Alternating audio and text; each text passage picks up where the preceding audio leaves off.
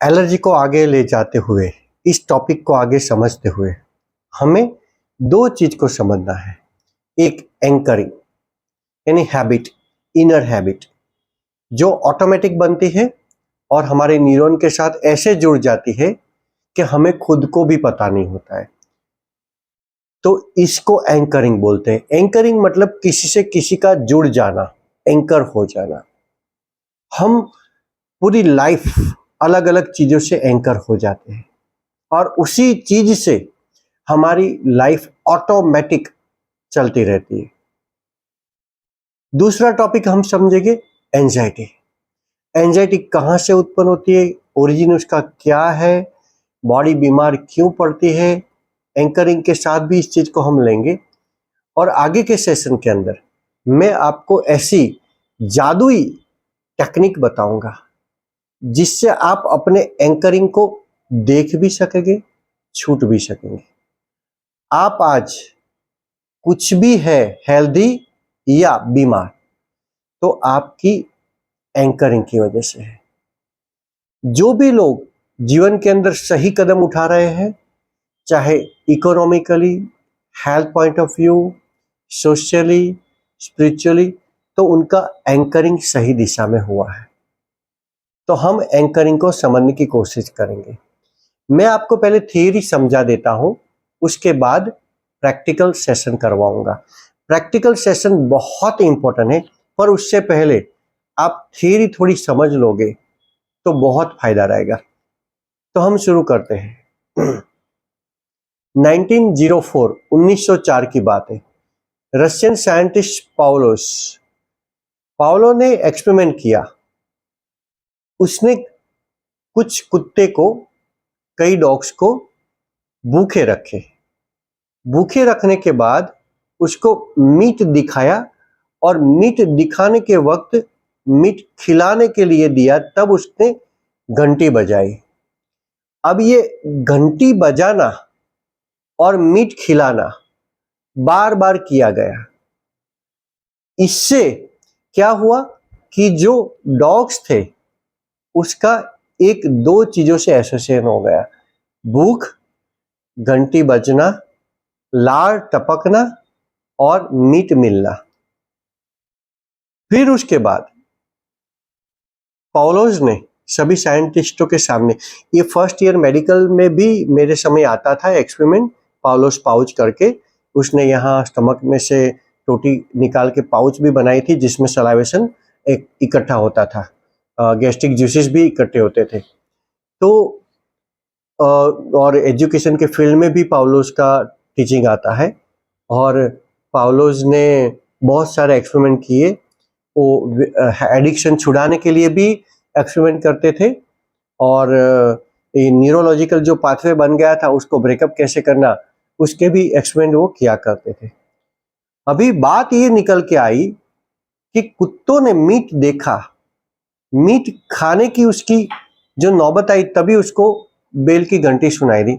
अभी कुत्तों ने बेल के साथ अपने सलाइवेशन, जो सबकॉन्शियस फीलिंग थी, उसको जोड़ दिया। अभी दूसरा एक्सपेरिमेंट ये हुआ कि मीट नहीं रखा था, भूखे कुत्ते थे, घंटी ऐसे ही बजाई तो भी सलाइवेशन हुआ, यानी कुत्तों को इसी तरह की फीलिंग जनरेट हुई। इसको एंकरिंग बोलते हैं। हम बहुत ही चीजों से एंकर हैं। हम कभी भी बाहर जा रहे हैं, रास्ते में अगर हमको मैकडोनाल्ड्स का टेस्ट पता हो, हमने खाया हो और हम एम लिखा हुआ रेड अक्षर में देखते हैं तो हमें तुरंत भूख भी लग जाती है और टेस्ट भी आ जाता है, फीलिंग भी आ जाती है। इसी तरह से हम कभी कभी कोई स्टेट में होते हैं और उस वक्त हम जो भी चीज को पकड़ लेते हैं वो चीज हमारी फीलिंग में आ जाती है। हम इमोशंस के जब भी पीक पे होते हैं, चाहे अच्छा या बुरा, उस वक्त हमने कुछ देख लिया, हमने कुछ खा लिया, हमने कुछ सूंघ लिया, हमने कुछ टच कर लिया, तो वो फीलिंग हमारी इस फीलिंग के साथ जुड़ जाती है। मैं एग्जांपल दूं, जैसे कि आप बहुत डिस्टर्ब है या डिप्रेस है और उसी वक्त आपको भूख भी जोर से लगी है, आपने खाना खाया, तो भूख, डिप्रेशन और वो खाना तीनों एंकर हो जाते हैं। जब भी वो खाना आप खाते हैं ना तो आपका मूड डिस्टर्ब हो जाता है।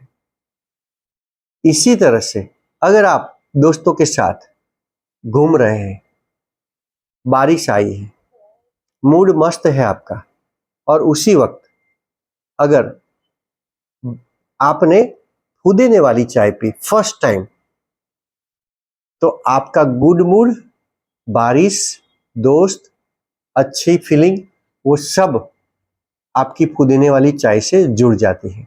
और फिर आप जब भी पुदीने वाली चाय पीते हैं तब आपको वही फीलिंग जनरेट होती है। कई बार आपने देखा होगा कि आप जब अच्छे मूड में नहीं थे, दोस्तों के साथ गए, मूड आ गया, और कई वक्त उस वक्त मूड आया दूसरी चीजों से, दोस्तों से, उस वक्त आपने सिगरेट पी ली फर्स्ट टाइम। अब आपका गुड मूड और सिगरेट दोनों एसोसिएशन हो गया।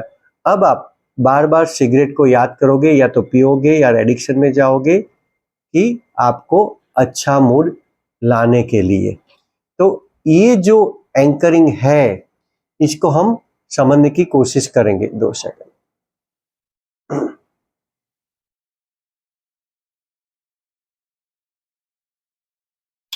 तो इस एंकरिंग के साथ हमारी सभी चीजें जुड़ी हुई है।